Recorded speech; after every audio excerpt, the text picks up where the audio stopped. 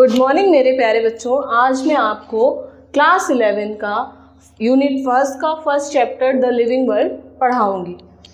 सबसे पहले हम बात करते हैं, जो चैप्टर का नेम है द लिविंग वर्ल्ड।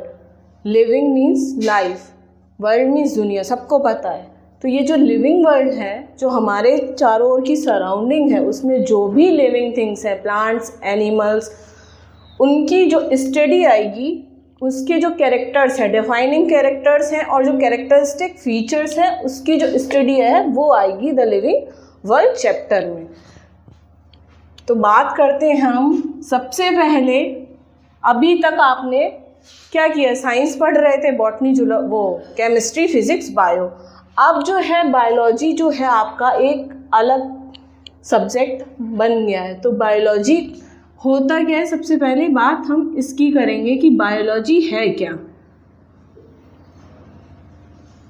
तो बायोलॉजी जो है वो दो वर्ड से मिलके बना है, बायोस एंड लोगस। तो बायोस मीन्स है life and logos means study.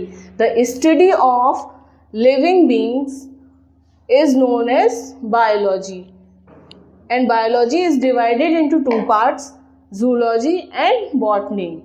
Botany is the study of plants and zoology is the study of animals. ये हो गया दो वर्ड्स में डिवाइड। पहला हो गया बायोस, सेकंड हो गया लोगस। जहाँ पे भी लॉजी वर्ड आएगा वहाँ हमको पता है कि ये है स्टडी, किसी भी थिंग की हो, अगर लोगस अटैच है तो वो है स्टडी। तो बायोस हो गया life and logos means study. Study of living being is known as biology. Plants और animals दोनों जो है वो आ जाएंगे हमारी लाइफ में। इसमें क्या होगा? लाइफ किस में है? प्लांट्स में भी है, क्योंकि प्लांट्स क्या कर रहे हैं? रिस्पॉन्स कर रहे हैं, रिप्रोड्यूस कर रहे हैं, अपना फूड प्रिपेयर कर रहे हैं, स्टिमुलस हो रहा है उसमें।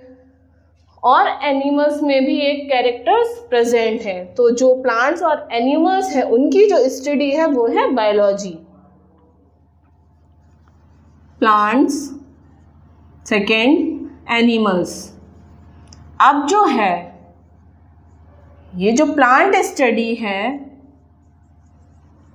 उसको बोलेंगे हम botany, study of plants. Animals, zoology, study of animals. Father of biology is Aristotle. Father of zoology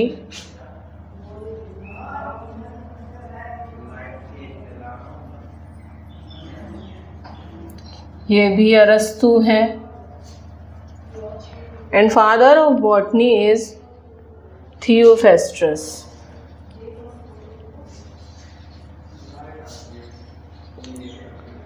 तो मेनली हमने पढ़ लिया बायोलॉजी क्या है। बायोलॉजी जो है वो दो वर्ड से मिलके बना है, BIOS and लोगस। लोगस means study, BIOS means life. Life, plants and animals. जो लाइफ है वो प्लांट्स में प्रेजेंट है, एनिमल्स में प्रेजेंट है, क्योंकि कुछ जो मेन फीचर्स हैं लिविंग बींग्स के वो इन दोनों में प्रेजेंट है। Study of plant is known as botany and father of botany is Theophrastus. Study of animals is known as zoology and father of zoology is Aristotle. इतना पढ़ने के बाद अब हम बात करेंगे कि जो कैरेक्टरिस्टिक फीचर्स हैं लिविंग बींग्स के वो क्या हैं। कुछ फीचर्स जो होंगे वो लिविंग बींग्स में प्रेजेंट रहेंगे, लेकिन कुछ फीचर्स जो हैं वो लिविंग बींग्स होते हुए भी नॉन लिविंग थिंग्स के फीचर्स उनमें होंगे। वो कैरेक्टर जो होंगे वो होंगे नॉन डिफाइनिंग कैरेक्टर्स, यानी कि जो ग्रोथ एंड डेवलपमेंट है वो हो जाएगा नॉन डिफाइनिंग कैरेक्टर। क्योंकि ग्रोथ जैसे कि एक रॉक है, सर्दियों के टाइम, विंटर सीजन में उस पर एक लेयर बन रही है आइस की, तो उसकी जो हमें लेंथ है वो ऐसे लग रहा है बढ़ गई है। वही जब हम लेंथ देखेंगे समर के टाइम जाके, तो वो जो आइस की लेयर बनी हुई थी थिक, वो मेल्ट हो गई। अब वो मेल्ट होने के बाद हमें क्या लग रहा है कि ये फिर से डिक्रीज हो गई, तो वो क्या है, वो भी एक क्या है, टाइप है ग्रोथ का। तो वो ग्रोथ है, वो है तो नॉन लिविंग, लेकिन ग्रोथ जो है वो कैरेक्टरिस्टिक फीचर किसका है, लिविंग बींग्स का, लेकिन दिख किस में भी रही है, नॉन लिविंग बींग्स में। तो ये जो कैरेक्टर है ये कहलाएगा हमारा नॉन डिफाइनिंग कैरेक्टर। एक तो ग्रोथ हो गया, दूसरा हो गया रिप्रोडक्शन। अब रिप्रोडक्शन क्या है, रिप्रोडक्शन जो मेन कैरेक्टर है वो है एनिमल्स और प्लांट्स में एक कैरेक्टरिस्टिक फीचर है, लेकिन जो कुछ एनिमल हैं यानी कि कुछ ह्यूमन बींग्स हैं जिनमें इनफर्टिलिटी है, जो कि प्रोड्यूस नहीं कर सकते बेबी को, तो वो क्या है, वो कैरेक्टर जो है वो है नॉन डिफाइनिंग कैरेक्टर। यानी कि वो कैरेक्टर तो जो है वो है लिविंग बींग्स के, बट वो शो किस में हो रहे हैं, नॉन लिविंग थिंग्स में। तो ये जो कैरेक्टर है, इस टाइप के जो कैरेक्टर हैं वो हमारे कहलाएंगे non defining character. Non defining character दो हो गए, ग्रोथ एंड रिप्रोडक्शन। अब हम बात करेंगे मेन कैरेक्टरिस्टिक फीचर्स। अब ये जो हो गया लाइफ हो गया, यानी कि जो भी लिविंग बींग्स हैं,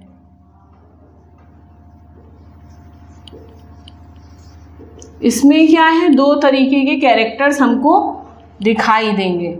एक तो होगा कैरेक्टरिस्टिक फीचर, कैरेक्टरिस्टिक फीचर्स जो सिर्फ प्रेजेंट होंगे लिविंग बींग्स में। दूसरा है non defining character, non defining characters. ये कैरेक्टर्स जो हैं, ये कैरेक्टर्स हैं लिविंग बींग्स के, बट ये शो हो रहे हैं नॉन लिविंग थिंग्स में, जिसकी वजह से इसको नॉन डिफाइनिंग कैरेक्टर कहा जा रहा है। तो जो नॉन डिफाइनिंग कैरेक्टर हैं हम उसको लिखेंगे NGR, ऐसे करके हमको याद रहेगा। NGR का मीनिंग क्या हो गया, N से नॉन डिफाइनिंग,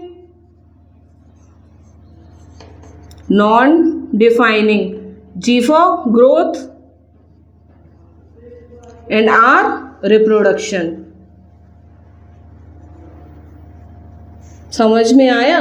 ग्रोथ क्या है, जो भी रॉक्स हैं, रॉक्स क्या हैं, रॉक जो है वो है non living things.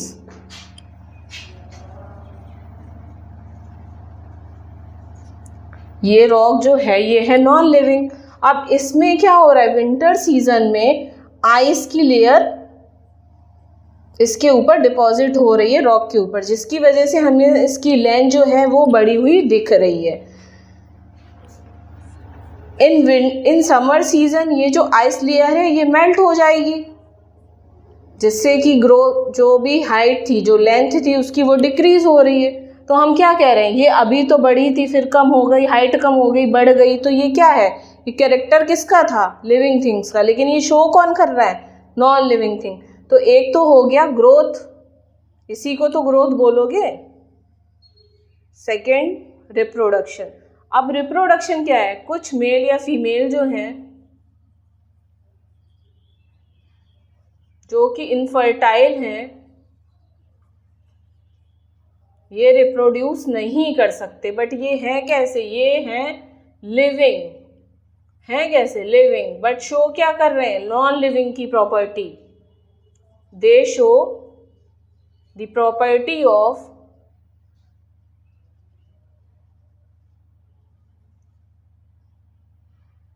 Non living things, जिसकी वजह से ये दोनों कैरेक्टर्स जो है वो हमारे जाएंगे नॉन डिफाइनिंग कैरेक्टर्स में। अब बात आती है कि कैरेक्टरिस्टिक फीचर्स कौन कौन से हैं। सबसे पहला बेसिक यूनिट ऑफ लाइफ पे चलते हैं कि यूनिट ऑफ लाइफ है क्या हमारी। तो बेसिक यूनिट ऑफ लाइफ जो है वो है सेल।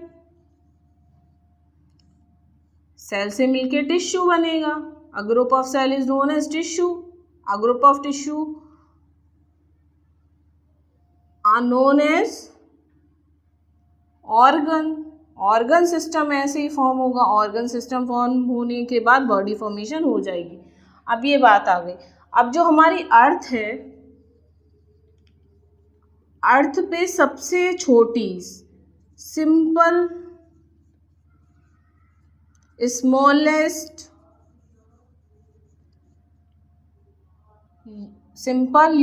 स्मॉलेस्ट जो सेल है वो है माइकोप्लाज्मा की अर्थ पे, माइकोप्लाज्मा। और जो सेकंड है जो कि लार्जेस्ट है वो है शुतुरमुर्ग का अंडा।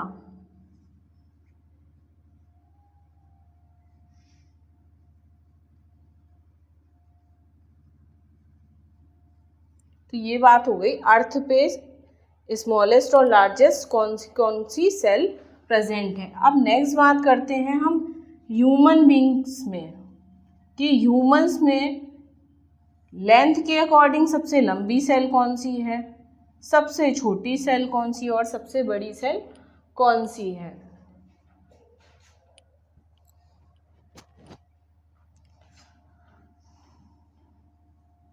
जो नर्व सेल है वो लेंथ के अकॉर्डिंग सबसे लंबी सेल है।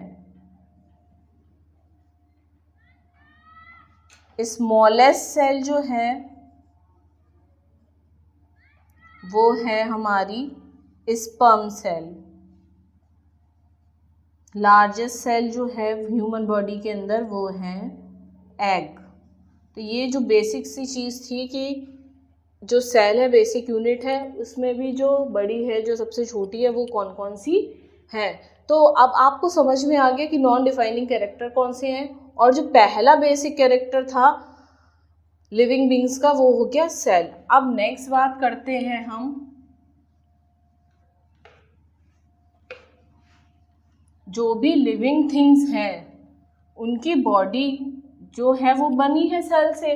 अब जो सेल्स है उसके अंदर जो केमिकल रिएक्शंस होंगी, जितना भी टोटल सम है केमिकल रिएक्शंस का, वो कहलाएगा मेटाबॉलिज्म। सेकंड आया केमिकल रिएक्शंस, केमिकल रिएक्शंस। तो जो सम है, sum of total reactions occurs in a cell is known as metabolism. जितनी भी रिएक्शंस हो रही हैं बॉडी के अंदर सेल में वो हमारी कहलाएंगी मेटाबॉलिज्म। अब ये जो मेटाबॉलिज्म है ये भी दो पार्ट में डिवाइड होगा। एक होगा anabolism and second one is catabolism.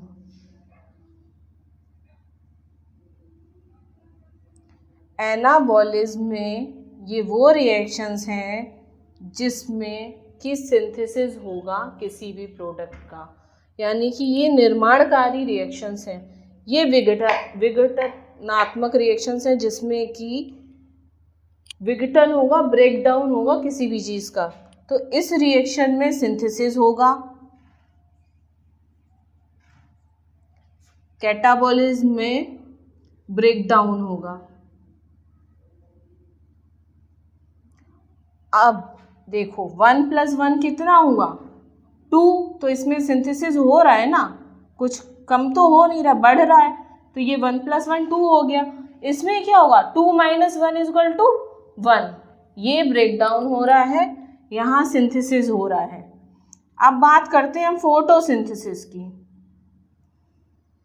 जो फोटोसिंथेसिस प्रोसेस है इसमें कार्बन डाइऑक्साइड, हाइड्रोजन मिलकर, वाटर मिलकर ग्लूकोज फॉर्मेशन कर रहे हैं C6H12O6। ये ग्लूकोज का फॉर्मेशन हो रहा है, यानी कि सिंथेसिस हो रही है। तो ये है एनाबॉलिज्म।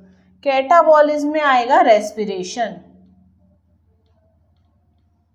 इसमें ग्लूकोज का ब्रेकडाउन होगा।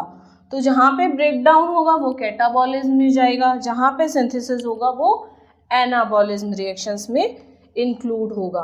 तो बस दो ये जो पॉइंट है मेटाबॉलिज्म, ये हमको अपने माइंड में सेट करके चलना है कि मेटाबॉलिज्म क्या है, एनाबॉलिज्म क्या है, कैटाबॉलिज्म क्या है। सिंपल सी चीज़ याद रखनी है कि 1 + 1 2 होता है, 2 - 1 1 रह जाता है, यानी कि ग्लूकोज फॉर्मेशन जो है वो है एनाबॉलिज्म में, रेस्पिरेशन प्रोसेस जो है वो हो जाएगी कैटाबॉलिज्म में।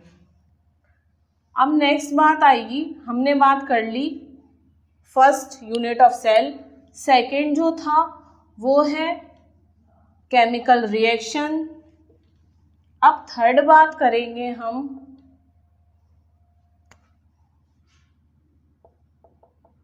रेस्पॉन्स। कोई भी एनिमल या प्लांट है, अगर हम उससे किसी भी तरीके से इंजरी या कोई भी एक्शन उसके पास जाके करेंगे तो वो हमें भी क्या करेगा, कुछ रिएक्शन करके दिखाएगा। तो वो जो है, अगर आपके गाल पे कोई थप्पड़ मारने आएगा तो आपकी आंखें अपने आप बंद हो जाएंगी। तो वो क्या है, वो रेस्पॉन्स है। या तो हम रिस्पॉन्स करेंगे किसी भी एनिमल के लिए, या फिर रिस्पॉन्स करेंगे स्टिमुलस या फिर केमिकल थिंग्स के लिए। इसमें एग्जाम्पल जाएगा टच मी नॉट प्लांट का। इसकी लीव्स क्या होंगी, टच करने पे क्लोज हो जाएंगी। तो ये हो गया रेस्पॉन्स। फोर्थ आएगा adaptation.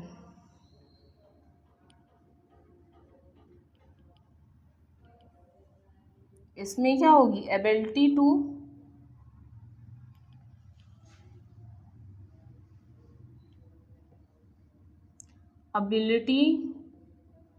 To survive in adverse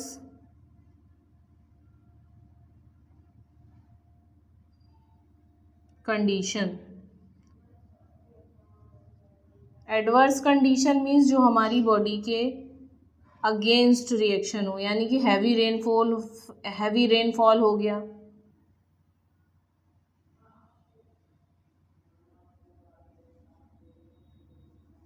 flood हो गया,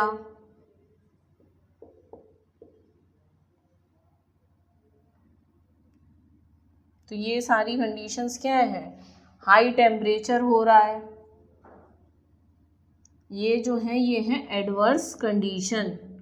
तो इन एडवर्स कंडीशन में हमारी बॉडी क्या है, वो मॉडिफाई हो रही है, जिससे कि हमारे अंदर एबिलिटी आ जाए सरवाइव करने की एडवर्स कंडीशन में। वो प्रोसेस है एडेप्टेशन।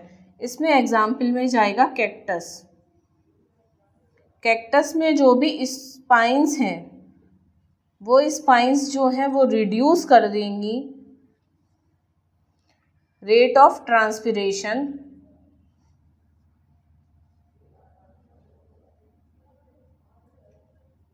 और जब रेट ऑफ ट्रांसपिरेशन कम हो जाएगा, यानी वाटर लॉस जो है वो कम हो जाएगा, तो प्लांट जो है वो ग्रीन बना रहेगा पानी की एब्सेंस में भी। और इसमें जो फोटोसिंथेसिस की प्रोसेस होगी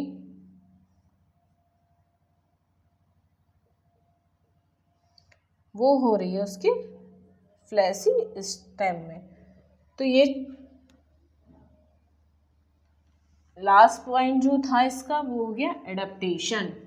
ये हो गया जनरल से पॉइंट की लिविंग थिंग्स में कौन कौन से कैरेक्टरिस्टिक फीचर्स हैं, कौन से नॉन डिफाइनिंग कैरेक्टर्स हैं।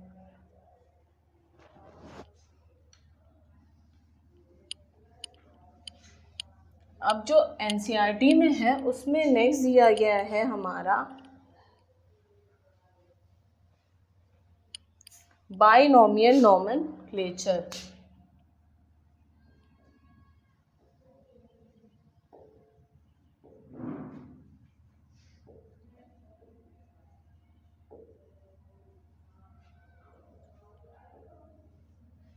नोमेनक्लेचर मीन्स किसी भी एनिमल या प्लांट्स को नेम प्रोवाइड करा देना, तो वो हो जाएगा उसका नामकरण संस्कार, नाम दे देना किसी भी प्लांट या एनिमल को, तो वो होगा नोमेनक्लेचर।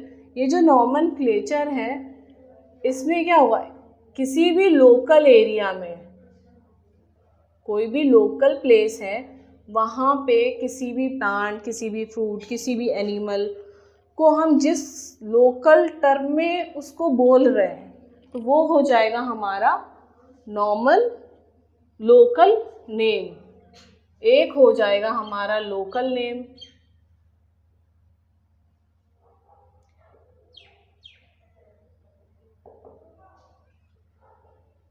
और लास्ट है साइंटिफिक नेम।